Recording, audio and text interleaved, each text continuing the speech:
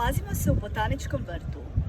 Botanički vrt definitivno je jedna od najljepših zelenih oaza u gradu. Vrlo zanimljiva informacija je ta da je Botanički vrt u Zagrebu jedan od najstarijih vrtova ove vrste u čitavoj Hrvatskoj. Prema posljednjim podacima, vrt ima oko 5000 vrsta, od kojih je 300 zaštićeno.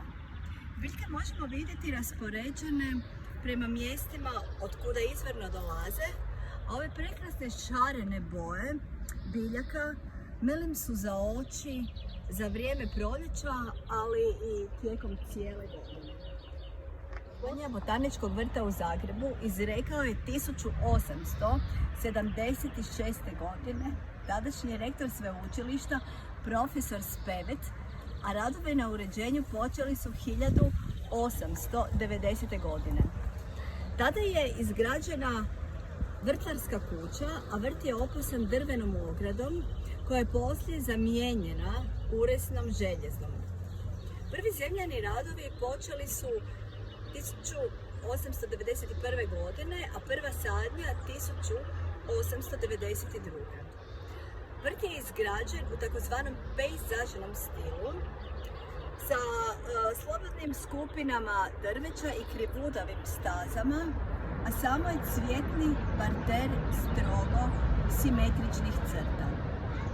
U vrijeme osnutka Botanički vrt je pripadao matematičko-prirodoslovnom odjelu Filozofskog fakulteta, a od 1946. zajedno s Botaničkim zavodom u sklopu je biološkog odjela, pa postaje dio Prirodoslovnog matematičkog fakulteta koji je osnovan te iste godine. Samo nekoliko godina nakon osnutka Botanički vrt je imao vrlo bogatu zbirku bilja, no tijekom vremena zbog mnogih okolnosti znatno je smanjena i pogotovo nakon Drugog svjetskog rata bila najsiromašnija zapravo biljkama i drugim.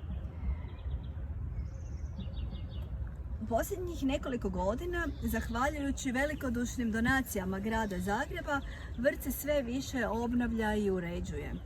Zbog svoje velike, obrazovne, kulturno-povijesne i turističke vrijednosti, ovaj vrt je od velikog značenja za grad Zagreb, ali i za Republiku Hrvatsku.